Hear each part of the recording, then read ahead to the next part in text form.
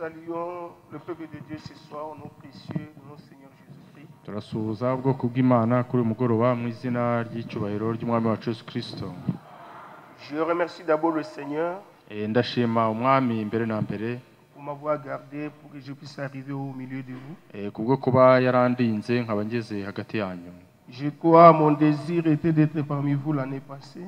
Kandi icyifuzo cyanjye cyari ukugera hano umwaka ushize. Mais ça c'est le temps de Dieu. Ariko iki ni cyo gihe cy'Imana. Dieu n'avait pas permis que je sois au milieu de vous. Imana ntago yemeye icyo gihe ko mba hagati yanyu. Le pasteur Kazadi de Lubumbashi m'a demandé de vous saluer au nom du Seigneur Jésus-Christ. Umushumba Kazadi w'Lubumbashi yansabye kubasuhuza mu izina rya Yesu Kristo. Le pasteur Kizabi aussi. Pasteur Kizabi. Mwene data Pasteur Kizabi. Ainsi que le pasteur José de Pretoria qui m'a demandé aussi de vous saluer. Na Pasteur José w'i Pretoria nawe yansabye kubasuhuza. Je remercie le pasteur pour m'avoir donné cette occasion de m'adresser et de me tenir devant vous. Ndashimira umushumba umpaye uyu mwanya wo guhagarara imbere yanyu. Je sais que Dieu a son peuple partout. Kandi nzi ko Imana ifite ubwoko bwayo ahantu hose. Parce que nous savons que nous sommes dans le dernier appel de Dieu dans cet âge. Kandi tuzi ko turi kubaho mu gihe cy'umuhamagaro wa nyuma wo muri iki gisekuru. Et nous croyons que nous sommes dans le programme de Dieu. Kandi turizere yuko turi muri gahunda y'Imana. Parce que ce n'est pas au hasard que nous sommes ici. Kubera ko ntabwo turi hano mu buryo bwo gutomboza. Nous ne sommes pas dans un mouvement religieux. Nta nubwo turi mu idini iryo ryo ryose. Nous sommes dans un programme divin. Ahubwo turi muri gahunda y'Imana. Et nous nous rassemblons conformément à la promesse de Dieu. Kandi duterana bijyanye n'isezerano ry'Imana. C'est donc qu'il est écrit, rassemble-moi mon peuple qui a fait alliance avec moi par le sang. Nk'uko byanditse ngo munteranirizeho ubwoko bwanjye bwagiranye nanjye isezerano binyuriye mu maraso. Que Dieu vous bénisse. Imana ibaho umugisha. Nous allons lever pour lire les saintes écritures. Turahaguruka bwo gusoma ibyanditswe byera. Apocalypse chapitre 3. Ibyahishuwe igice cya gatatu. Verset 21 à 22. Umurongo wa 21 no 22. Celui qui vaincra, je le ferai asseoir avec moi sur mon trône, comme moi j'ai vaincu et me suis assis avec mon Père sur son trône. Unesha nzamuha kwicarana nanjye ku ntebe yanjye y'ubwami nk'uko nanjye nanesheje nkicarana na data ku ntebe ye. Que celui qui a des oreilles entende ce que l'Esprit dit aux églises. Ufite ugutwi niyumve ibyo umwuka abwira amatorero. Inclinons nos têtes pour quelques minutes de prière. Twubitse imitwe yacu ku gusenga. Notre Dieu et notre Père. Imana yacu kandi data. Nous te disons merci. Turagushimiye. Car nous avons trouvé grâce. Turagushimiye kubera ko twakugiraho ubuntu. En ces jours. Muri iyi minsi. Tu nous as accordé la vie. Waduhaye ubugingo. Tu nous as accordé, Seigneur, le mouvement. Waduhaye ndetse no kuba tunyeganyega. Ce soir, nous sommes venus t'adorer. None kuri umugoroba tuje kuguhimbaza. Parce que tu es un Père bon et adorable. Kubera ko uri data mwiza ukwiye gushimwa. Nous croyons, Seigneur, que tu es au milieu de nous. Kandi turizera ko uri hagati yacu. C'est donc il est écrit là où 2 3 sont réunis à mon nom celui-là. Nkuko byanditse ngo babiri cyangwa batatu bazaterana mu izina ryanjye nanjye nzaba mpari. Ici nous parler du au-dessus. Wemere utuvugisha uri mu ijuru. Les frères et sœurs qui sont venus ici. Bene data n'abaki bacu baje hano. Ils n'ont pas besoin d'un homme. Ntago bakeneye umuntu. Ils n'ont pas besoin de la parole d'un homme. Nta nubwo bakeneye ijambo riturutse ku muntu. Ils ont besoin de t'entendre, toi qui parles du au-dessus. Bakeneye kukumva wowe Imana yo mu ijuru. C'est donc il est écrit, personne enseignera son frère. Nkuko byanditse ngo muri iyo minsi nta muntu n'umwe uzigisha mugenzi we. Ils seront tous enseignés de Dieu. Ahubwo bose bazaba nk'abigishwe nawe. Oui, c'est Seigneur Dieu. Mwami Imana. Que tu puisses répondre aux problèmes de chacun de nous. Usubize ikibazo cya buri wese. Car nous croyons, nous sommes un peuple dans le besoin. Kuko turizeye yuko buri wese uri hano afite icyifuzo. Notre désir sincère, ô Dieu. Ariko icyifuzo nyamukuru cyacu. C'est te voir. Nukubona. Voir un jour nous tenir devant ta face. Kuzakubona umunsi umwe duhagaze imbere yawe. C'est le désir de nos cœurs. Iyo niyo ntego n'icyifuzo cya buri mutima. Nous avons demandé tout. Ibyo byose turabisabye. Au nom du Seigneur Sauveur Jésus. Mu izina ry'Umwami n'Umukiza Yesu Kristo. Amen. Amen. Pouvez vous asseoir. Mushobora kwicara. Nous allons parler sur le sujet comment puis-je vaincre. Tugiye kuvugana ku mutwe w'amagambo avuga ngo nanesha gute. Les Écritures que nous venons de lire, ibyanditswe tumaze gusoma c'est la promesse adressée à l'église de Laodicée. ni isezerano ryahawe itorero ry'i Laodikiya, Et nous croyons nous sommes dans le dernier âge des églises, kandi twizera ko turi mu gisekuru cya nyuma cy'amatorero, l'âge de Laodicée. igisekuru cy'i Laodikiya. Et cet âge, c'est le plus glorieux âge. kandi iki ni cyo gisekuru cyiza muri byose byabayeho, Parce que les prophètes qui ont prophétisé depuis longtemps, kubera ko abahanuzi bose bahanuye uhereye kera touchant la grâce qui a été annoncée, bavuga ku byerekeye ubuntu, on désirait entendre ce que nous entendons dans cet âge. bifuzaga kumva ibyo twumva muri iki gisekuru. Lorsque Paul parlait de l'enlèvement, igihe Pawulo yavugaga ku byerekeye kuzamurwa, il disait que nous qui sommes vivants, yaravugaga ati twebwe abazaba bakiriho. il pensait que l'enlèvement aura lieu pendant qu'il était vivant. yibwiraga ko kuzamurwa kuzabaho mu gihe cye akiriho, Mais cela n'a pas eu lieu. ariko ibyo ntabwo ariko byagenze. Mais nous croyons que dans cet âge ici, ariko turizera ko muri iki gisekuru que l'enlèvement aura lieu. aribwo noneho kuzamurwa kugiye C'est kuba. pourquoi c'est un âge niyo glorieux. mpamvu ni igisekuru cyiza, C'est un âge où l'Église quittera la terre nicyo gisekuru itorero rizavira muri iyi si pour aller rencontrer Jésus dans les airs. rigiye gusanganira Yesu mu kirere. C'est un âge où certaines personnes parmi nous ni igisekuru aho bamwe muri twe ne passeront pas par le tombeau. batazanyura mu gituro, Ils vont partir au ciel vivant. ahubwo bakazajya mu ijuru ari bazima. Amen. Amen. Et c'est aussi un âge très mauvais. kandi nanone ni igisekuru kibi, L'âge de la Odyssée. igisekuru cya Laodikiya. La Bible appelle ça l'âge mauvais. Bibiliya icyita igisekuru kibi. Si nous lisons dans Galates chapitre 1, dusomye mu Bagalatiya igice cya mbere,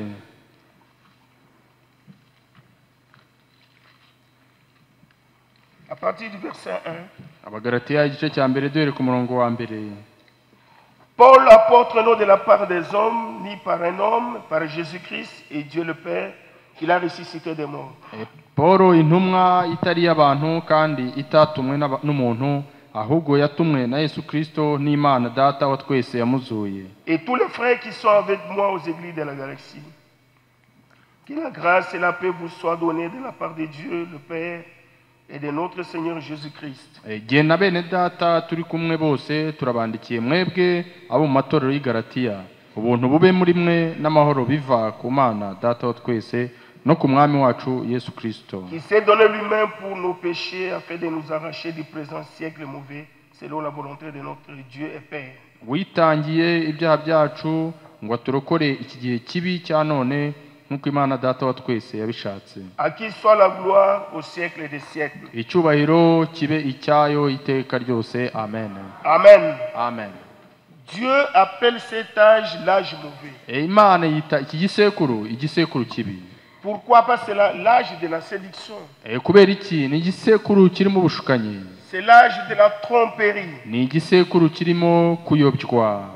C'est l'âge de l'immoralité. Ni igisekuru kirimo guta umuco. C'est pourquoi le Saint-Esprit appelle ça l'âge mauvais. Niyo mpamvu Mwuka Wera akita igisekuru kibi. Amen. Amen. Cet âge, Iki gisekuru, la Bible dit que les deux esprits seraient pratiquement ensemble. Bibiliya ivuga ko iyo myuka yombi izaba yenda gusa. Lorsque Jésus-Christ parlait à ce qui concerne son avènement, Igihe Yesu Kristo yavuga ku byerekeye kugaruka kwe, son avènement, kuboneka kwe, dans Matthieu chapitre 24, muri Matayo igice cya 24, verset 24, murongo wa 24. car il s'élèvera de faux Christ et de faux prophètes.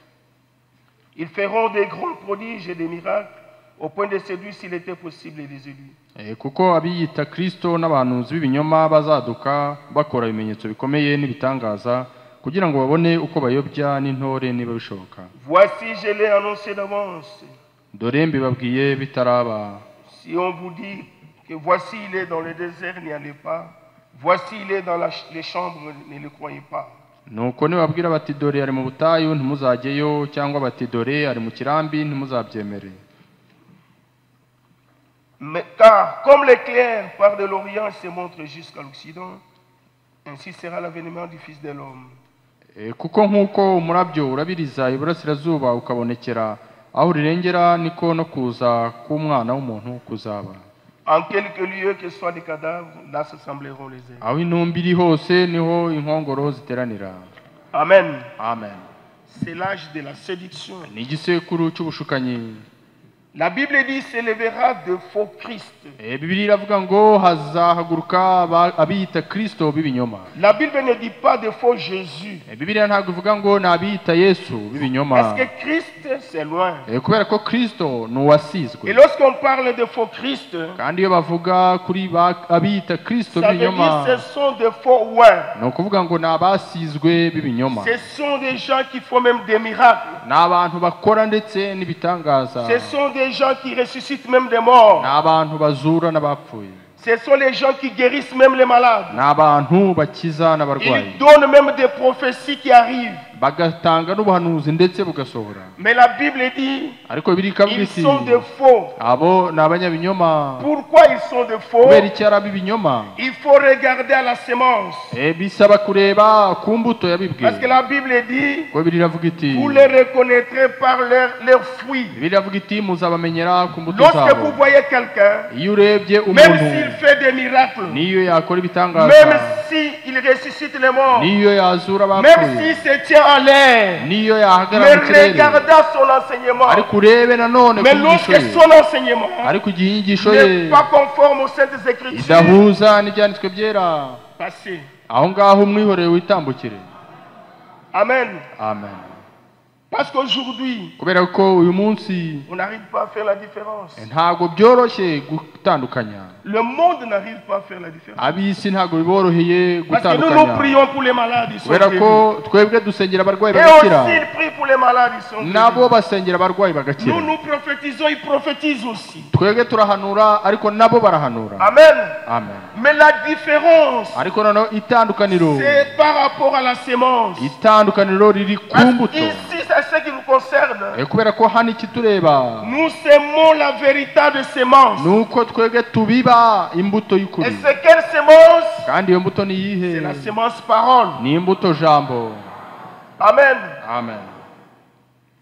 C'est pourquoi, frères et sœurs, niyo mpamvu bene data na bashiki bacu, l'Église épouse. itorero umugeni Elle est bâtie sur le fondement ryubatse ku rufatiro, des apôtres, urufatiro rw'intumwa de tous les prophètes, ndetse n'abahanuzi bose, et sur l'enseignement de Jésus-Christ comme pierre angulaire. kandi ryubatse ku nyigisho za Yesu Kristo nk'ibuye rikomeza Mais imfuruka. Jésus nous avertit. ariko Yesu yaratuburiye, Il s'élèvera des faux oins. aravuga ati hazaduka abiyita ba Kristo, Ils vont faire des prodiges. bazakora ibikomeye, Il y aura des faux prophètes. hazabaho abahanuzi b'ibinyoma. Ça veut dire des faux kuvuga prédicateurs. ngo ababwiriza b'ibinyoma, Tout prédicateur buri mubwiriza wese qui proclame la parole. uvuga Et si ce ijambo n'est pas conforme aux Saintes Écritures, niba ridahuza parce n'ibyanditswe que byera, notre Tumim Urim, kubera ko twebwe Urimu na Tumimu yacu c'est la Bible. ni Bibiliya, Et nous croyons la Bible. kandi twizera Depuis Bibiliya Genèse jusqu'à l'Apocalypse. uhereye ku itangiriro kugeza ku Nous byahishuwe. croyons même la couverture. twizera ndetse C'est n'ibiri, écrit la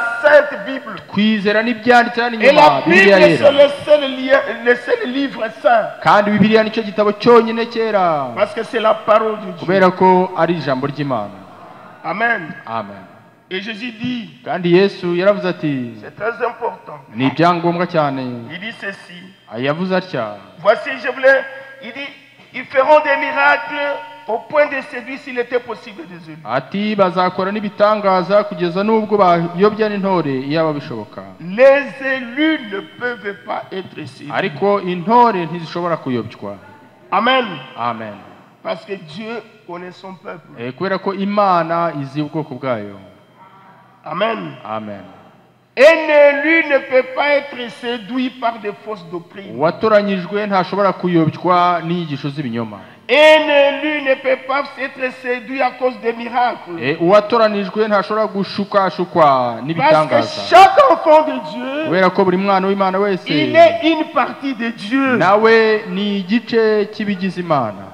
Vous croyez cela? ese ibyo murabyizera? Amen. Amen. Nous avons la nature de Dieu. dufite kamere y'Imana muri twe. À cause des élus, kandi kubw'intore Dieu a raccourci même les temps.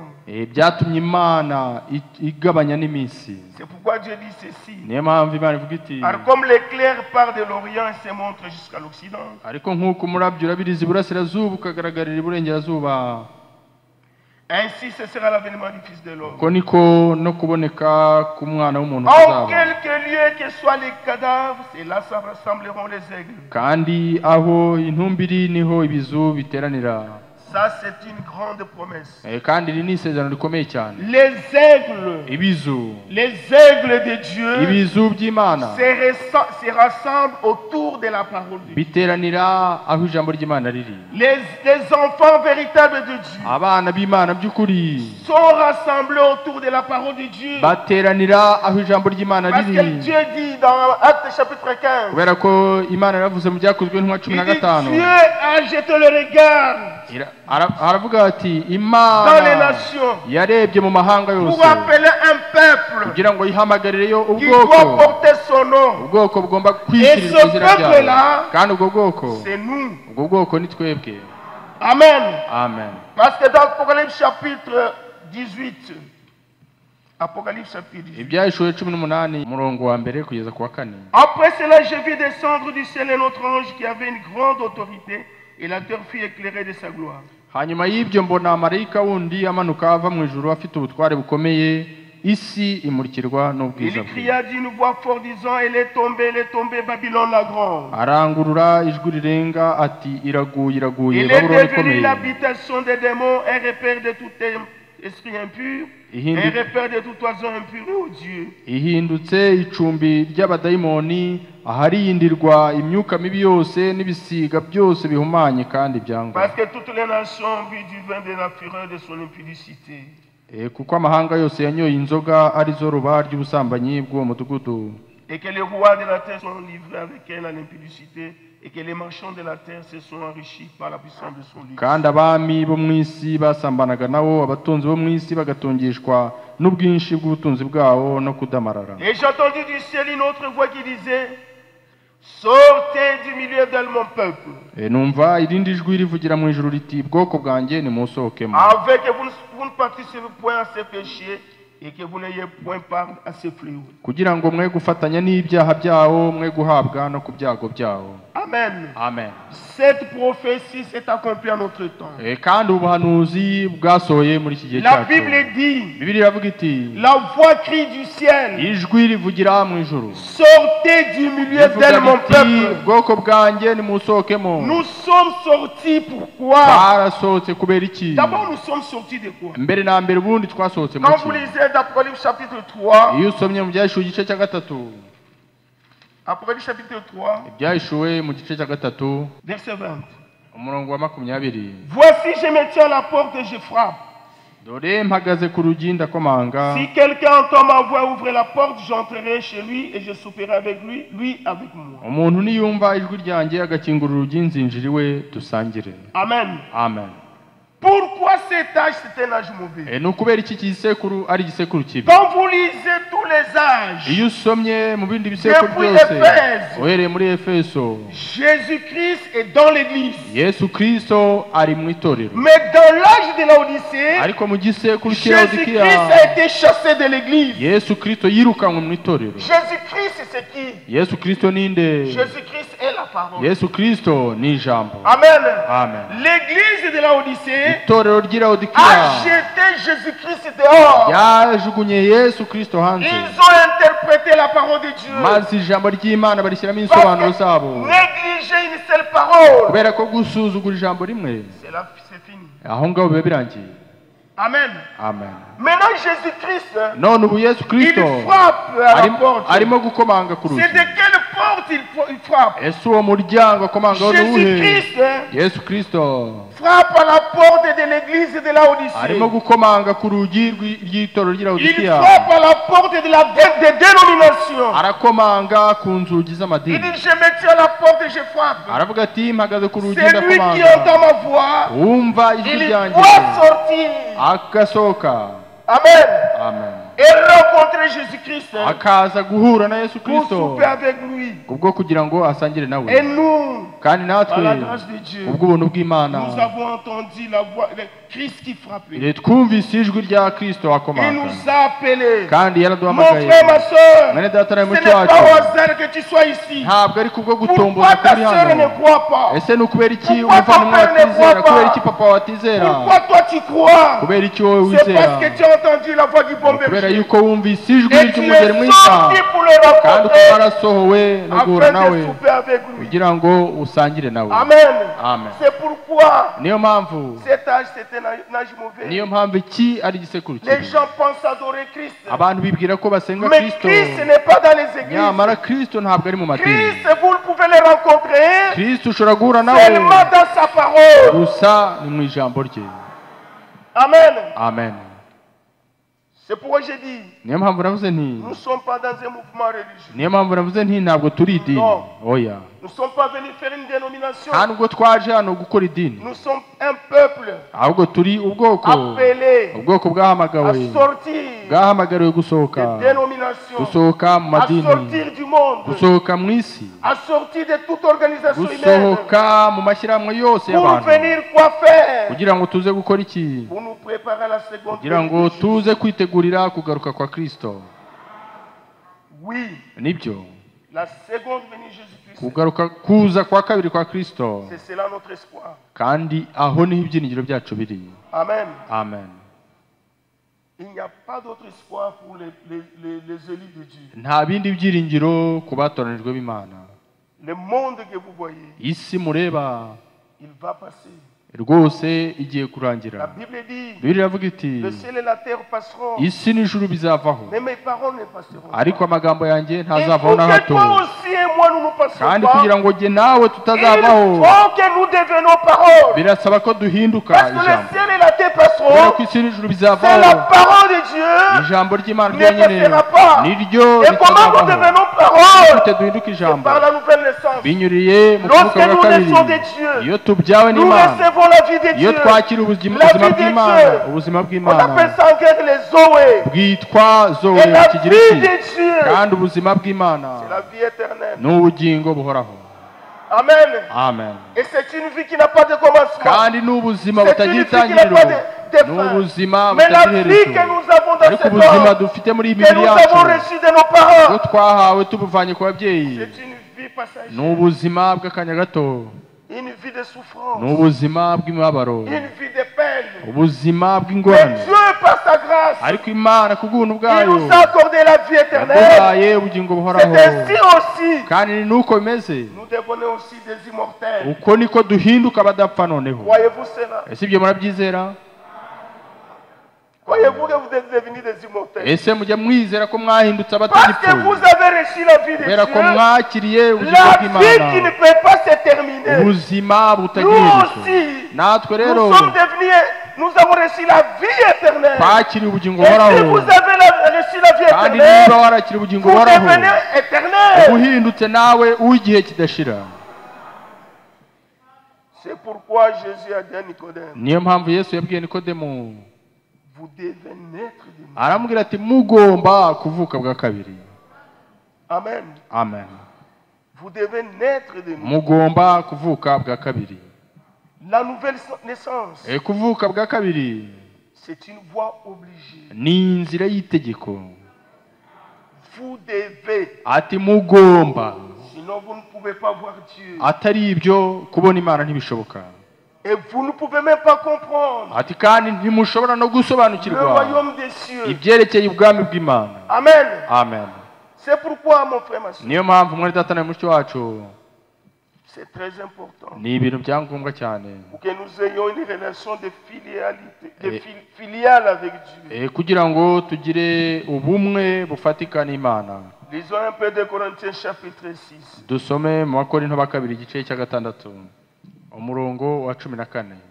Nous vous rappelons seulement des choses que vous connaissez. Turimo gusa kubibutsa ibintu musanzwe muzi. Ne vous mettez pas avec les infidèles, soyez un jouet étranger. Ntimwifatanye n'abatizera mudahwanye, Car qu'y a rappelé un-t-il entre la justice et l'iniquité? mbese gukiranuka no gukiranirwa byafatanya bite? Qu'y a-t-il de commun entre la lumière et les ténèbres? cyangwa umucyo n'umwijima byabana bite? Oui, mon frère. Nibyo mwene data, La lumière et les ténèbres umucyo n'umwijima ne peuvent pas demeurer ensemble. ntabwo bishobora guturana no kubana, Et la lumière est plus forte que les ténèbres. kandi umucyo ugira imbaraga kuruta umwijima. Parce que les ténèbres ne peuvent pas chasser la lumière. Kubera ko nta na rimwe umwijima ushobora kwirukana umucyo. Lorsque la lumière vient, iyo umucyo uje, les ténèbres disparaissent. umwijima urahunga. Et nous sommes des enfants de la lumière. kandi natwe turi abana Et b'umucyo. si nous sommes des enfants de la lumière, niba rero turi abana b'umucyo, nous ne pouvons pas marcher dans les ténèbres. ntabwo dushobora kugendera mu mwijima. Amen. Amen. Il n'y a pas de rapport entre les ténèbres et la lumière. umwijima n'umucyo ntaho bihuriye. Quel accord y a-t-il entre Christ et Bélial? kandi Kristo ahuriye he na Beliyali? Christ, vous ne pouvez pas le mélanger Kristo ntabwo ushobora kumuvangavanga. avec autre chose, ntushobora kumuvanga n'ikindi avec kintu. l'idolâtrie. ntushobora kumuvanga no gusenga ibigirwamana. uyu munsi C'est dommage. ni ibintu bibabaje. Satan est adoré. Satani arimo gusengwa.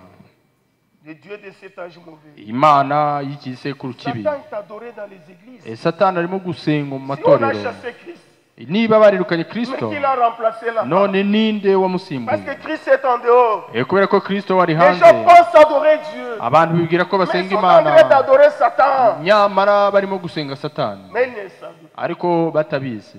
Ils ne le savent pas. ntabwo babizi. Amen. Amen. Mais Christ, vous ne pouvez pas le mélanger. ariko Kristo ntabwo wamuvanga. Non, mon frère. Hoya mwene data, Tu ne peux pas mélanger Christ avec la magie. ntabwo ushobora kuvanga Kristo Tu ne peux n'ubupfumu. pas mélanger Christ avec des fétiches. ntushobora kuvanga Kristo n'iby'abapfumu. Non, il n'y a pas Oya. d'accord. ntaho Où bihurira. tu es dans le monde, yenda hari uri où mu tu isi es Christ. cyangwa se Vous ufite ne pouvez Kristo, pas avoir les deux à la fois. ntabwo ushobora kubigira Ou byombi bien tu icyarimwe. es sauvé, yenda hari ou tu warakijijwe es perdu.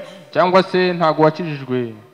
Vous ne pouvez pas être perdu et sauvé. ntabwo ushobora kuzimira no gukizwa C'est icyarimwe. pourquoi le salut que nous avons reçu, niyo mpamvu agakiza twakiriye c'est une rédemption éternelle. ni ugucungurwa Et ku je iteka vous dis, mes ryose. frères et sœurs, kandi ndababwira bene Si ndetse na tu es bacu, sauvé, niba warakijwe tu koko, ne seras jamais perdu. ntabwo uzigera uzimira na rimwe. Amen. Amen. Amen. Dieu ne peut pas te sauver aujourd'hui Imana ntishobora kugucungura et uyu te munsi perdre demain. ngo ejo Non, igutakaze. non, non. oya oya. Dans le plan éternel de mu Dieu, migambi y'Imana cela y'iteka ryose, n'existe pas. muri ibyo Soyez nibaho. assurés. ugire Si vous umutuzo. êtes sauvés, niba vous êtes warakijijwe, sauvés pour l'éternité. wakijijwe by'iteka ryose.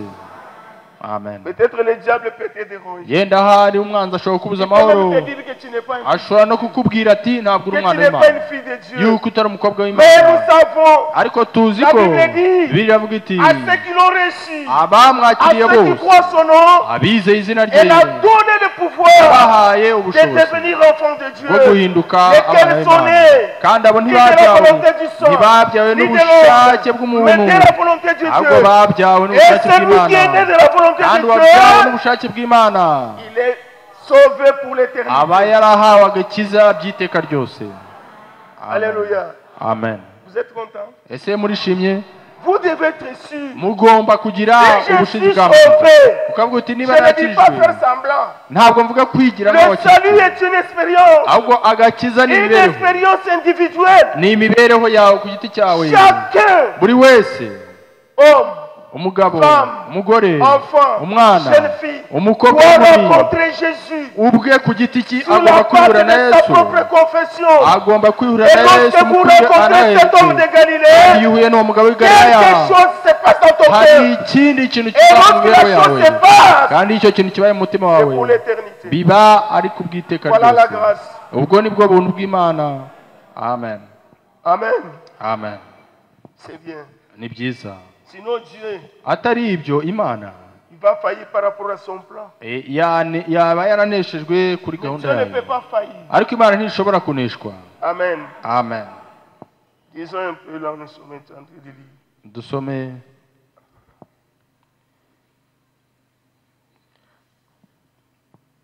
Quel rapport y a-t-il entre les temples de Dieu et les idoles? mbese urusengero rw'Imana rwahuza rute n'ibishushanyo bisengwa? Une idole, ibishushanyo bisengwa, c'est quoi? igishushanyo gisengwa ni iki? Ce n'est pas seulement s'agenouiller devant une statue. Ntabwo ari ugupfukama imbere y'igishushanyo gusa. Tout ce que tu aimes plus que Dieu, c'est une idole. Ikintu cyose ukunda ukakirutisha Imana, icyo kiba ari ikigirwamana.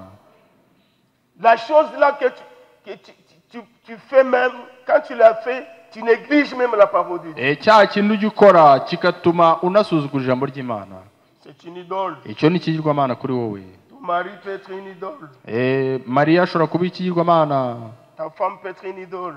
Umugabo wawe ashobora kukubera ikigirwamana, umugore wawe ashobora kukubera ikigirwamana. Tes cheveux peuvent être une idole. Umusatsi wawe ushobora kukubera ikigirwamana. Ton argent peut être une idole. Amafaranga yawe ashobora kukubera Ton ikigirwamana. travail peut être une idole. Imirimo yawe ishobora kukubera Parce ikigirwamana. que devant Dieu, Kubera ko imbere il n'y a y'Imana rien qui doit être devant. nta kintu na kimwe kigomba kubanziriza Imana. Dans notre vie, Mu buzima bwacu bwose, d'abord Dieu. mbere na mbere Et Dieu, Imana. c'est la parole. Kandi Imana Nous ni ijambo devons mettre la ryayo. parole de Dieu Tugomba gushyira ijambo devant ry'Imana toute chose, imbere ya buri même kintu devant cyose, notre propre vie. ndetse na mbere y'ubuzima bwacu bwite. Amen. Amen. Amen. C'est pourquoi Paul disait, Niyo mpamvu Pawulo yavuga ati, il me séparera de l'amour. ni iki cyantandukanya n'urukundo rw'Imana? Amen. Oui, Nibyo. mais ce qui te sépare avec Christ, Ariko ikigutandukanya na Kristo c'est votre idole. nicyo kigirwamana cyawe. Amen. Amen. Quand nous sommes le temple du Dieu vivant, Ko turi urusengero rw'Imana ihoraho, comme Dieu l'a dit, j'habiterai, je marcherai au milieu d'eux, nk'uko je serai Imana leur Dieu, ils seront mon peuple. nk'uko Imana yabivuze iti, nzatura muri bo, ngendere muri bo, nzaba Imana yabo, nabo bazaba ubwoko bwanjye. C'est pourquoi Nuko niyo mpamvu, sortez du milieu de mon peuple. nuko muve hagati y'aba bandi, Séparez-vous, dit le Seigneur. mwitandukanye ni Ne kuwiteka touchez avuga. pas ce qui est impur. Ntimukore ku cyanduye, Je vous accueillerai. kandi ntimugakore ku kintu gihumanye, nanjye nzabakira. Nous sortons, Turasohoka nous nous séparons de tukitandukanya, tout ce qui n'est pas la parole de Dieu. tukitandukanya n'ikintu cyose kitari ijambo ry'Imana. Amen. Amen. Nous sortons Turasohoka et nous nous séparons kandi tukitandukanya, avec tout ce qui n'est pas la parole de Dieu. tukitandukanya n'ikintu cyose kitari ijambo ry'Imana. Ne touchez pas ce qui est impur. Kandi ntimugakore ku kintu Ce qui est gihumanye. impur, Igihumanye c'est tout ce qui concerne le péché. ni icyerekeye icyaha cyose. Amen. Amen.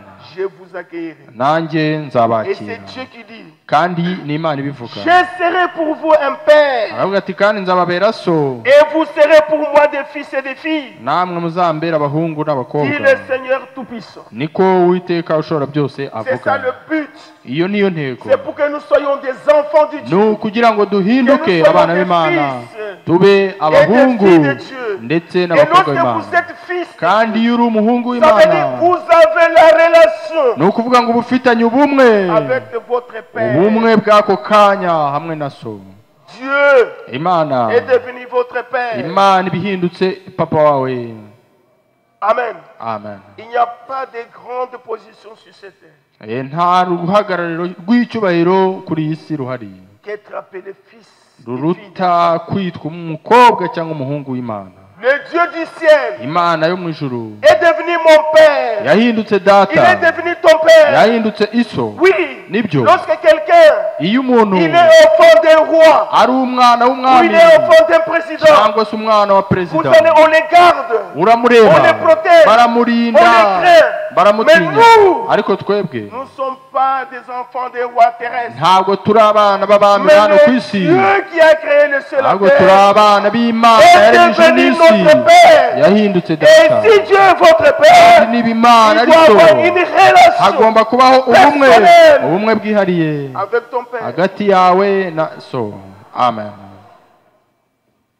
Moi avec mon enfant, Jyewe n'umwana wanjye nous avons la relation du sang. dufitanye ubumwe bushingiye ku maraso.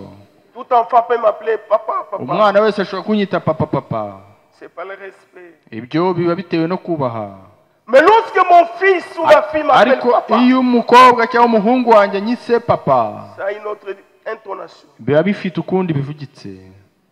Pourquoi? Ni ukubera iki? Parce que nous avons la relation des Kubera sangs. ko dufitanye ubumwe bushingiye ku maraso. Et nous, Kandi natwe nous sommes les enfants enfants du Dieu turi très haut. abana b'Imana Nous isumba sommes byose sur cette terre. turi kuri iyi si Nous souffrons comme tous les autres. turababazwa nk'abandi bose Nous tombons malades comme tous les autres. turarwara nk'abandi bose Nous manquons à manger comme tous les autres. tubura ibyo kurya nk'abandi bose Nous mourons même comme tous les autres. ndetse turanapfa nk'abandi bose Mais nous ne sommes pas comme tous les ariko autres. ntabwo tumeze Ça, nk'abandi l'Église doit comprendre. ibyo ngibyo itorero Nous, rigomba nous sommes kubyumva un peuple mis à part twebwe turi ubwoko bwashyizwe pour ukwabwo annoncer les vertus de Dieu. kugira ngo tugaragaze imbaraga z'Imana kugira ngo duhimbaze Imana Et mu c'est mibereho pour ça yacu que Dieu nous a appelés. kandi icyo nicyo Et cyatumye la Imana iduhamagara seule façon kandi uburyo bumwe de le faire, bwo kubikora il faut qu'il y ait cette relation bisaba ko habanza kubaho ubwo bumwe filiale. ubumwe bw'Imana n'umuntu Amen. amen Nous n'adorons pas les dieux de groupe. ntabwo dusenga Imana ya Je rusange n'ai pas besoin des dieux de l'Église. ntabwo nkeneye Imana y'itorero muri rusange J'ai besoin du Dieu, mon Dieu au ahubwo moi. nkeneye Imana J'ai yanjye besoin du bwite Dieu personnel. Imana yanjye bwite Et chez les nations, kandi muri iki gihe Dieu s'est cy'abanyamahanga toujours révélé individuellement. Imana yagiye yihishurira buri gihe Dieu, il umuntu est ku le giti Dieu cye du groupe du peuple d'Israël. Imana ni Imana ya Mais rusange pour nous les y'Abisirayeli nations, ariko kuri twe Dieu a abanyamahanga appelé dans chaque famille, Imana yagiye ihamagara muri buri dans chaque muryango tribu, muri buri bwoko dans chaque bw'abantu nation, muri buri un gihugu peuple ihamagaramo qui ubwoko a une relation ubwoko particulière bugirana nayo ubumwe bwihariye avec Dieu. hamwe n'Imana buri wese ku Amen. giti cye Et amen lorsque tu t'agenouilles, kandi iyo upfukamye Père, uravuga uti data Dieu écoute. Imana ikakumva amen Amen. amen Vous voyez, nibyo et Dieu dit, kandi Imana iravuga iti vous serez pour moi des fils et des filles, muzambera abakobwa n'abahungu dit Dieu Tout-Puissant. niko Imana ihoraho ivuga C'est pourquoi la Bible dit, niyo mpamvu bivuga iti dans 2 Corinthiens 7, mu Bakorinto ba kabiri igice cya le karindwi verset qui suit là, umurongo ukurikiraho Le tuba premier tugeze verset. ku murongo wa mbere ayant donc de telles promesses bien-aimées. nuko bakundwa ubwo dufite ibyo byasezeranijwe Quelle promesse? ayo masezerano ni ayahe Je m'excuse. mumbabarire Ayant de telles promesses bien-aimées. nuko ubwo dufite ibyo byasezeranijwe Quelle bakundwa promesse ni ibihe byasezeranijwe d'être fils et fille de Dieu. byo De kuba Dieu. abakobwa n'abahungu b'Imana amen Amen. amen Purifions-nous nuko twiyezeho imyanda et yose toute souillure de la chair et de l'esprit, twiyezeho imyanda yose y'umubiri n'umutima en achevant notre sanctification dans la crainte de Dieu. tugende twiyezesha rwose kubaha Imana amen Ayant de telles promesses, ubwo dufite ibyo nous ne byasezeranijwe pouvons plus vivre n'importe comment. ntitucyemerewe kwibera uko No. tubishatse ahubwo Amen. amen Parce que nous sommes des dieux. kubera ko turi ab'Imana Amen. amen Le petit d'un chien, c'est un chiot. umwana w'imbwa ni ikibwana nawe ni imbwa On n'apprend pas à un chiot d'aboyer.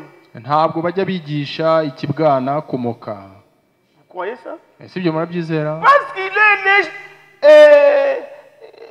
chiot. kubera ko yavutse ari imbwa Il a la nature d'un chien. muri yo harimo kamere y'imbwa Vous n'allez pas lui apprendre à aboyer. ntabwo uzayigisha Parce que kumoka c'est sa nature. kubera ko mbere na mbere niyo Parce kamere il est né, on l'a mis bas, chiot. kubera ko yavutse ari Il y imbwa va aboyer. yanze bikunze Tu ne vas pas izamuka l'amener à l'école. ntabwo uzayijyana ku Pour lui ishuri dire. kuyibwira Maintenant ngo tu vas dire. ubundi buratangira bivuga ngo Non, non, non, non, non, non. oya Parce que sa nature, c'est kubera la ko nature d'un niyo chien. kamere yayo ni kamere y'imbwa Amen. amen Les petits d'un porc, c'est un pourceau. kandi n'ibibwana by'ingurube nabyo ni ingurube Un pourceau. ni ibibwana by'ingurube ibibwana Même si by'ingurube vous les lavez, niyo wayuhagira vous l'habillez en bon costume, ukayambika vous kositime les nziza parfumez, ukayitera et vous vous dites, ibihumura mon porc, allons nous promener. ukayibwira uti wa ngurube yanjye we ngwino dutembere Ne commettez pas une erreur ntuzakore iryo kosa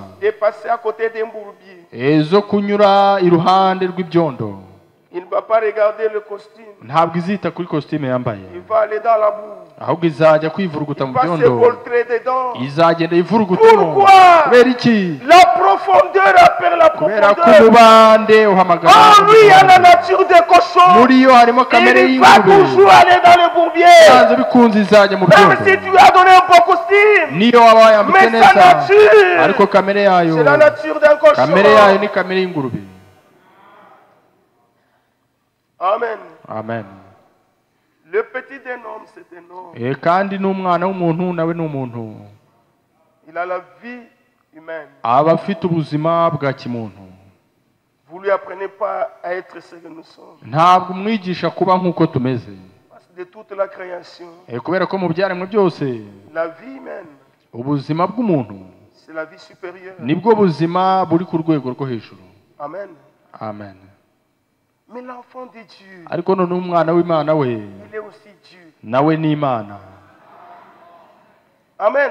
Amen. C'est pourquoi la Bible dit nous sommes des dieux. Niyo mpamvu birivuga ngo turi ab'Imana, Nous sommes des fils du Très-Haut. turi abana b'Imana isumba byose, Mais nous mourrons comme tous les hommes. ariko turapfa nk'uko abandi bapfa. Et l'enfant de Dieu, Kandi umwana w'Imana, c'est une nature. umwana w'Imana nayo ni Tu ne kamere. peux pas fabriquer la vie divine. Ntabwo ushobora kwihimbira Non, ubuzima non, bw'Imana. non. Ntibishoboka, Nous ntibishoboka. la recevons par la Ahubwo naissance. tubwakira binyuriye C'est mu kuvuka. pourquoi Niyo mpamvu nous ne sommes pas venus adhérer à l'église. niyo mpamvu tutaje kwifatanya Et n'itorero, qui gagne. mu itorero ry'ikigo. No. Oya, Les enfants de Dieu abana b'Imana n'adhèrent pas à l'église.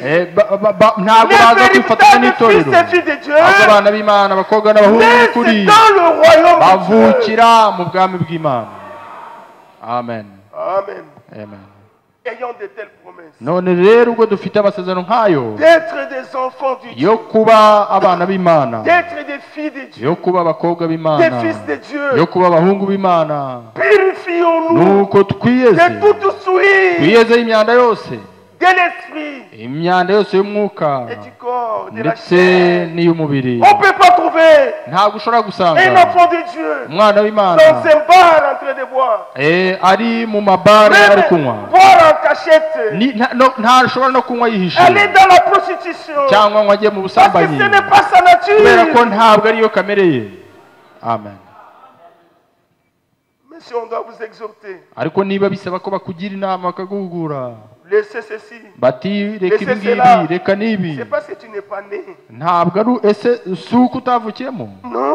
Oya, Même ma soeur, ndetse même mushiki à ce qui wacu, concerne la mode, ndetse no ku bijyanye n'imyambaro ya bashiki bacu, lorsque tu es une fille de Dieu, iyo uri umukobwa w'Imana by'ukuri, tu sauras comment t'habiller. uzamenya uko ukwiye kwambara. Amen. Amen. À moins que tu sois fou ou folle. Kereka ubaye uri umupfapfa, Parce qu'aujourd'hui, kubera ko uyu munsi nous voyons des gens fous. turabona abantu bataye ubwenge, Quelqu'un qui porte un pantalon déchiré. umuntu akaba yambaye ipantaro icikaguritse. Nous en connaissons un qui avait enlevé les habits. Dufite C'était le fou de Gadara. yari umusazi, tuzi umwe wakuyemo imyambaro, yari umusazi. Et lorsque Jésus a traversé la mer, Noneho igihe Yesu yambukaga quand il a inyanja, rencontré ces fous ahuye n'uwo musazi qui w'i avaient Gadarene déchiré tous ses habits, wari washwanyaguza il imyambaro avait ye. chassé tous les démons. Noneho igihe Yesu yirukanaga Ce amadayimoni fou yose, a cherché les habits. uwo musazi Il yahise s'est ashakisha habillé. imyambaro ariyambika. Amen. Des fois, on donne du travail au diacre. Rimwe na rimwe bajya baha inshingano abadiyakoni Sœur, tu ne peux pas porter ça. ngo mushiki wacu ntushobora kwambara bene ibi. Si Jésus est en toi, Niba Yesu ari muri il wowe, te dira comment t'habiller. azakubwira uko ukwiye Lorsqu'il kwambara. entre en toi, Iyo yinjiye muri lorsque tu wowe, vas au magasin, icyo tu gihe prendras un habit, uzajya il mu te dira, mangazine, toi, ça, toi, tu ne peux pas porter. ufata umwambaro uvuga uti Parce uyu que tu ntushobora es une kwambara, fille de Dieu. sinawambara kuko ndi umukobwa w'Imana. Vous n'allez pas commencer à vous chamailler avec votre mari. Ntabwo uzashwana Non, n'umugabo ne mettez pas wawe ça. wowe ngo wishyiramo wikwambara ibi wikwambara ibi. Ça fait quel problème? Ibi bigutwaye iki? Non, Oya non. oya oya, Parce que toi aussi, kubera ko nawe tu as une relation directe nawe ufitanye ubumwe avec bwihariye le Dieu. n'Imana. Et notre Dieu, Kandi Imana yacu, c'est un Dieu saint. Imana yacu ni Imana yera Et la sainteté kandi kwera. convient dans la maison de Dieu. Kwera gukwiye kuba mu nzu y'Imana. Amen. Amen. Amen. C'est pourquoi Niyo mpamvu nous devons nous sanctifier, tugomba kwiyeza, nous purifier tugomba kwiyeza de toute souillure kwiyezaho imyanda yose, de la chair imyanda yose yaba iy'umubiri et de l'esprit, ndetse n'iy'umutima, en achevant notre sanctification maze tugakora ibyo kwera kwacu dans la crainte de Dieu. tugenda twiyezesha rwose kubaha Imana. Amen. Amen. Parce que kubera ko sans la sanctification, hatariho kwera, personne ne verra le Seigneur. hatariho kwera nta muntu n'umwe wazabona Imana. Hébreux 12, Abayobora igice cya 12, chapitre 12. igice cya 12, Écoutez. mwumve. Fortifiez donc vos mains languissantes et vos genoux affaiblis. Nimwiha 12. 12 umurongo wa 12, nuko mumanike amaboko atentebutse, Fortifiez vos mains languissantes et vos genoux affaiblis. mumanike amaboko atentebutse, mugorore amavi Levez aremaye, avec vos pieds des voies droites. kandi muharurire ibirenge byanyu inzira Les zigororotse. voies droites. Inzira zigororotse, Ce sont les voies divines. inzira zigororotse ni inzira z'Imana. Les voies de l'homme Inzira z'umuntu zo sont tortueuses. zo ziragoramanze, Mais plutôt que se raffermissent. kugira ngo ikirenge gicumbagira kidakuka Afin que rwose. ce qui est boiteux ne dévie pas. Kugira ngo ikirenge gicumbagira kidakuka rwose, ahubwo Regardez gikire. ce qui est boiteux en toi. Reba ibigoramye muri wowe, Ça doit se raffermir. bigomba Et kugororoka. il faut que nous nous tenons comme des fils et des filles de Kandi Dieu. biradukwiye ko duhagarara twemye nk'abakobwa n'abahungu b'Imana. Amen. Amen. Amen. Amen. Recherchez la paix avec tous. Mugire umwete wo kubana n'abantu bose amahoro. Recherchez la paix avec l'église. Mushakishe uko mwabana amahoro n'itorero. Recherchez la paix avec ton mari. Mushakishe amahoro, ushakishe amahoro Recherchez n'umugabo la paix wawe. avec ta femme. Ushakishe amahoro n'umugore wawe. Recherchez la paix avec vos enfants. Ushake uko wabana amahoro n'abana Recherchez la bawe. paix avec vos voisins. Ushake amahoro n'abaturanyi. Recherchez la paix avec vos amis travailleurs au travail. Ushakishe amahoro n'abo mukorana ku kazi. Recherchez la paix avec vos familles. Mushake uko mubana amahoro n'imiryango Même yanyu. s'ils sont des païens. Nubwo baba ari abapagani. Recherchez la paix avec Uko eux. mushake uko mubana nabo amahoro. Amen. Amen. Et la sanctification, c'est la personne ne verra le Seigneur. No kwezwa kuko utejejwe atazareba umwami Imana. Amen. Amen. Ça veut dire quoi? Bivuze iki? Sans la sanctification, personne ne verra le Seigneur. Nta muntu n'umwe utejejwe uzabona Imana. Cela est en rapport avec l'enlèvement. Kandi ibyo ngibyo bigendanye no kuzamurwa. Sans la sanctification, Hatariho kwezwa, vous n'irez pas dans l'enlèvement. ntabwo wajya kuzamurwa oya. Vous ne verrez pas le Seigneur. Ntabwo wazabona umwami Imana. Je crois Ndizera que ko chacun de nous buri wese muri voudrait twe voir le Seigneur. Amen. yifuza kuba yabona umwami wacu. Si nous sommes ici, Niba turi c'est hano, parce que nous voulons voir cet homme de Galilée. nuko dushaka kuzabona uriya mugabo w'i Galilaya, Cet homme qui nous a aimés. wa mugabo wadukunze, Cet homme qui a donné sa vie pour nous. wa mugabo watanze ubuzima bwe ku Cet bwacu, homme qui nous a rachetés. wa mugabo waducunguye. Nous voulons le voir. Turashaka Mais la kumubona, Bible dit, ariko Bibiliya yavuze iti sans la sanctification, hatabonetse kwezwa tu ne participeras pas ntushobora à la na première rimwe résurrection. kuzaboneka mu muzuko wa mbere. Sans la sanctification, Hatariho kwezwa tu ne vas pas expérimenter la pleine adoption ou la transmutation de ntushobora corps. kuzabona guhinduka kw'imibiri. Sans la sanctification, Hatariho kwezwa vous n'irez pas aux fêtes de noces. ntabwo wazajya munsi mukuru Vous allez w'ubukwe, rester. ahubwo Vous uzasigara. serez une vierge forte. Wazahinduka umwari w'umupfu. C'est pourquoi Niyo mpamvu notre but ici, intego ce n'est yacu pas hano seulement avoir la vie ntabwo éternelle. ari ukubona ubugingo Nous buhoraho gusa, avons des ahubwo promesses. dufite C'est amasezerano. voir le Seigneur. Isezerano ryacu ni ukuzabona umwami wacu. Amen. Amen. Amen. Ne vous contentez pas seulement de la vie éternelle. mwe kunezezwa gusa n'ubugingo Non, buhoraho, nous devons avancer. ahubwo tugomba kwigira imbere. Amen. Nous devons passer par la sanctification, Tugomba kunyura mu par le kwezwa, baptême du Saint-Esprit, tukanyura mu mubatizo w'umwuka wera, par l'adoption. tukagera ndetse no mu guhinduka kw'imibiri no kuzahinduka k'ukuri. Ça veut dire Ni l'enlèvement, ukuvuga la kuzamurwa, rédemption de nos corps. gucungurwa kw'imibiri yacu. Maintenant écoutez, Noneho mwumve, Mon frère, ma soeur, mwene data na muco wacu, tous fils de Dieu buri mwana w'Imana wese doivent passer par les épreuves. agomba kunyura mu bigeragezo. Amen. Amen. C'est pourquoi nous parlons. Niyo- Comment puis-je vaincre? niyo mpamvu tubwirwa ubutumwa buvuga ngo Lorsque ni nous gute parlons nanesha. de vaincre, Iyo tubwirwa ku byo kunesha, ce n'est pas ceux qui sont dans le monde. ntabwo ari abari mu isi. Ceux qui sont dans le monde, Abari mu isi hanze ils sont déjà vaincus bamaze kuneshwa, par le monde. bamaze kuneshwa n'isi, Ils sont esclaves du péché, bahindutse imbata z'icyaha, esclaves du monde, babaye imbata z'isi, esclaves de la convoitise des yeux, imbata z'irari esclaves ry'amaso, de la convoitise de la chair, imbata z'irari ry'umubiri, esclaves de l'orgueil de la vie. imbata zo kwishyira hejuru Ce sont les k'ubuzima trois choses bw'umubiri. qui dirigent le monde. Ibyo ni ibintu bitatu biyobora isi: La convoitise des yeux, irari ry'amaso, la convoitise de la chair, irari ry'umubiri, l'orgueil de la vie. n'ubwibone bushingiye ku Mais ceux mibereho. qui sont en Jésus-Christ, Ariko abari muri Yesu Kristo, le monde est mort en eux. isi yamaze gupfa muri bo, Ils sont devenus des fils de Dieu. bahindutse abana b'Imana. Amen. Amen. Et chaque fils de Dieu Kandi buri mwana Et w'Imana chaque wese, fille de Dieu buri mukobwa w'Imana doit wese être testé. agomba gupimwa, Tu dois passer par les épreuves. agomba kunyuzwa mu bigeragezo. Nous ne devons pas être de nouvelles recrues. Ntabwo tugomba kuba abantu bashya. Tu vois les militaires, Mujya mubona abasirikare quand on les recrute, iyo babashyira mu on gisirikare l'appelle recrue. babita ngo binjijwe mu gisirikare. On ne peut pas lui donner déjà une arme. Ntabwo bahita bamuha imbunda ako kanya, Il fait l'exercice avec un bâton. ahubwo akora imyitozo afite Il apprend à inkoni, marcher et puis il akiga kugenda, ariko akashyira icyo marche giti hano, tout ça. akajya agenda Mais akora un vrai imyitozo. soldat de Christ, Ariko umusirikare w'ukuri wa Kristo c'est celui qui a été à la guerre. ni wa wundi wabaye mu ntambara, Il a reçu des balles. akaba yararashwe. Un soldat qui a été à la guerre, Umusirikare wabaye ku qui a rugamba, senti les balles traverser son corps. wagiye anyurwamo Il a des n'amasasu, cicatrices. akaba afite inkovu, Peut-être il est devenu, il commence même à boiter à cause de ça. yenda hari akaba yaranamugaye kubera ibyo. Celui-là, l'expérience. Uwo nguwo ibyo ni byo L'expérience de la guerre. imyimenyerezo Parce que y'intambara, nous sommes dans une bataille. kubera ko turi mu rugamba. Amen. Amen.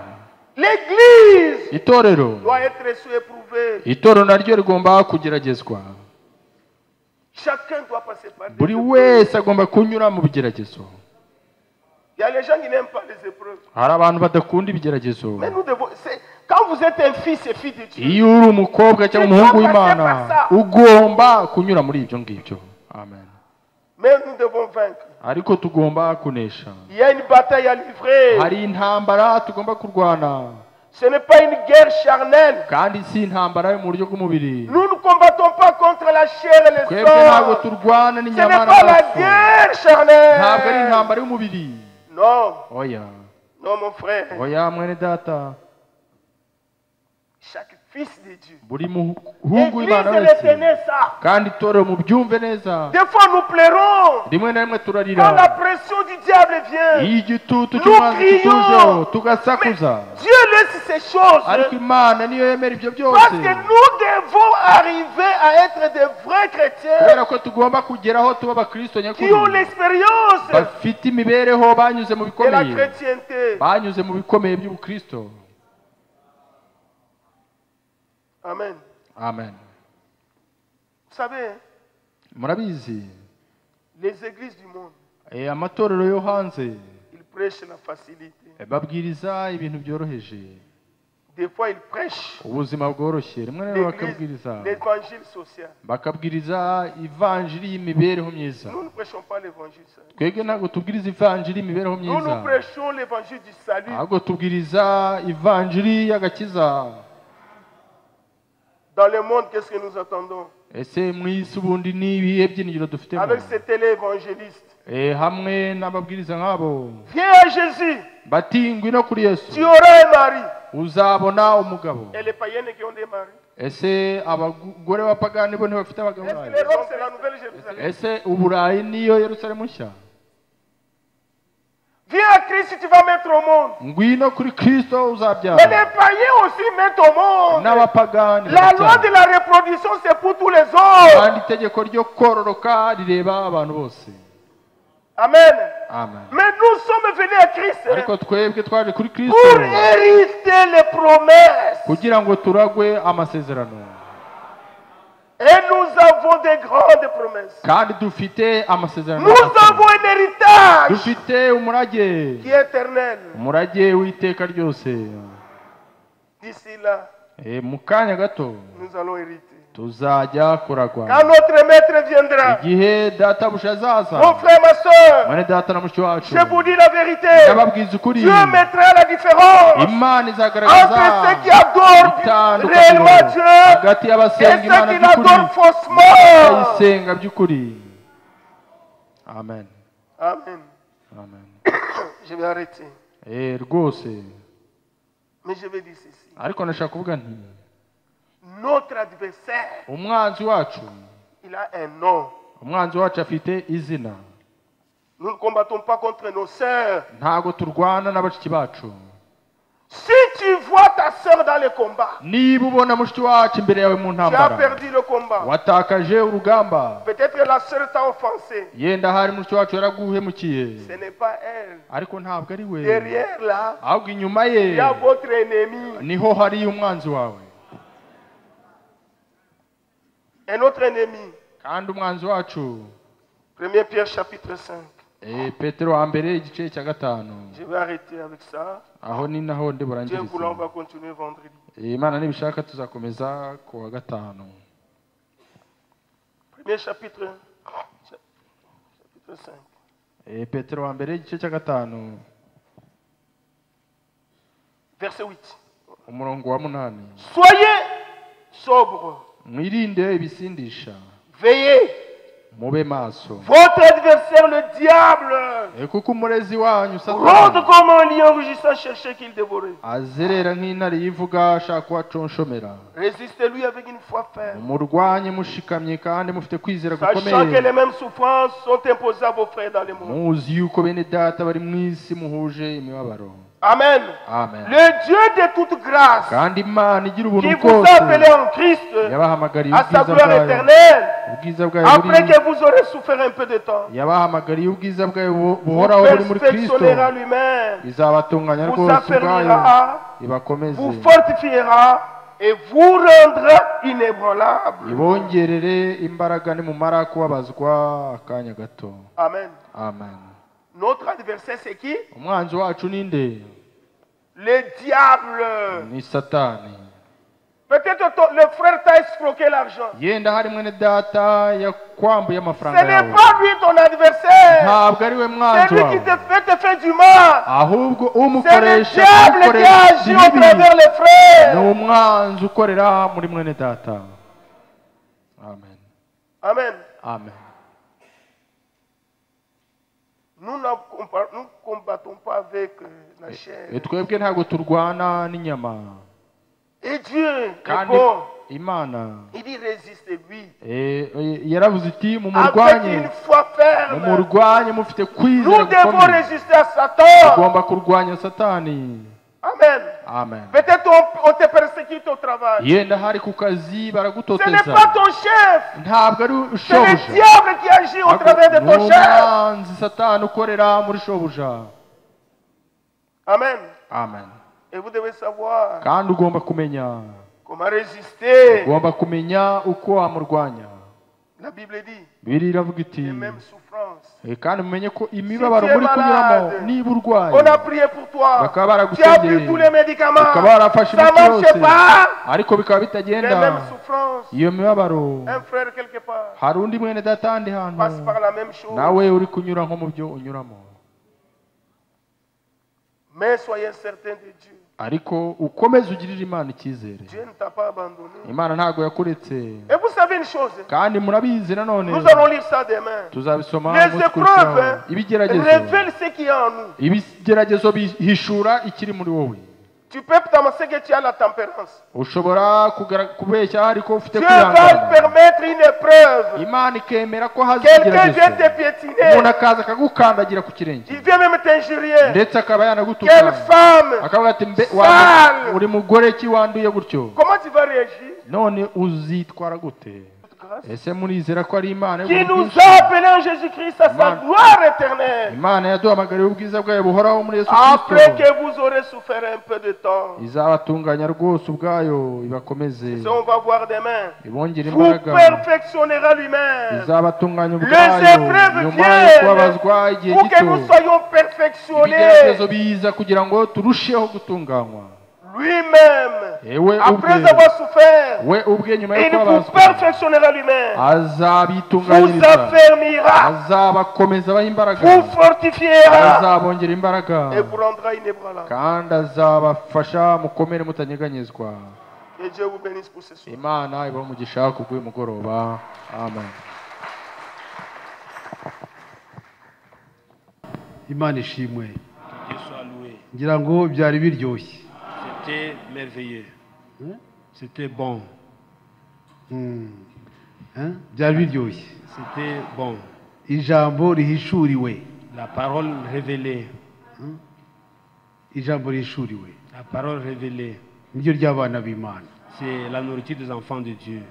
Niyo mpamvu niba twaje hano Voilà pourquoi quand nous venons ici, tuba twaje kugira ngo nous venons Imana idukosore. pour que Dieu puisse nous corriger. Abemeye gukosorwa Ceux-là qui ont accepté la correction, bakihangana ils persévèrent. abo nibo bana b'Imana. Ce sont ceux-là qui sont enfants de Dieu. Yabisobanuye ku buryo buhagije. Il l'a bien Ngo transmis. intama zanjye zumva ijwi ryanjye Et mes brebis écoutent ma voix kandi zirankurikira et ils me suivent. nkaziha ubugingo buhoraho. Et je leur donne la vie éternelle. Ese nawe ku mugoroba w'uyu munsi Et toi aussi ce soir, ijwi ry'Imana waryumvise? est-ce que tu as écouté la voix de Dieu kandi wemeye gukurikira umwami Yesu? et vous avez accepté de suivre Jésus-Christ? Imana ihe umugisha umukozi wayo. Que Dieu bénisse son serviteur. Ngira ngo nta nubwo yivuze izina, Il hari ne izina s'est rye pas rindi présenté. rirakomeye ho gato Et son nom est un peu difficile, kumbu niryo nzi. mais je connais seulement le nom de Koumou. Rero akaba ari umukozi wo muri asambure yo kwa Kazadi Il est Rumba. serviteur dans l'assemblée du pasteur Kazadi. Amina. Amen. Abanzi banjye imbere n'inyuma ariko nizeye umwami Yesu kuko ari we wahishuye ijambo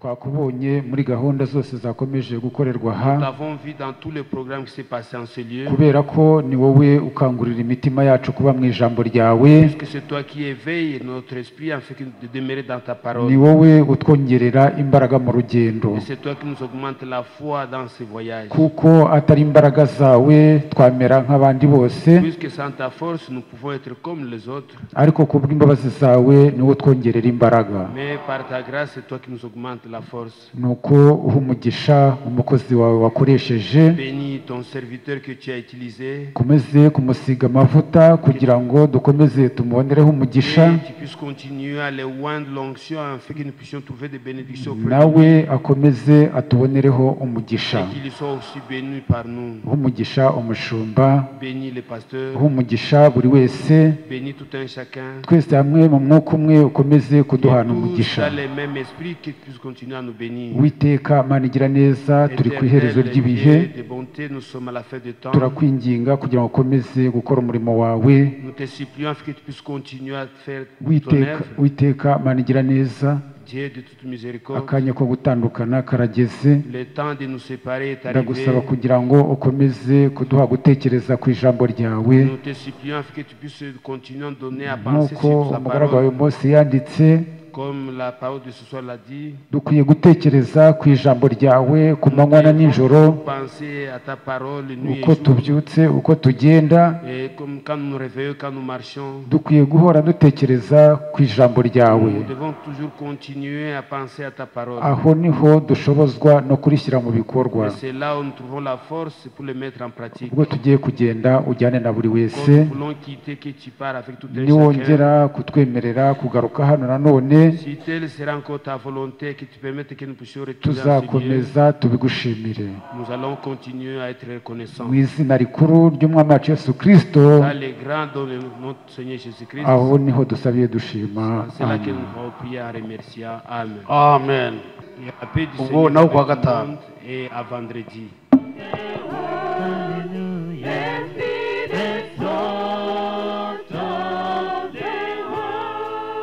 Let's be the blessing to the world and be the salt of this world. Let's be the light of the world. Hallelujah. Let's be the salt of the world. Let's be the preacher of the gospel and be the light of this world.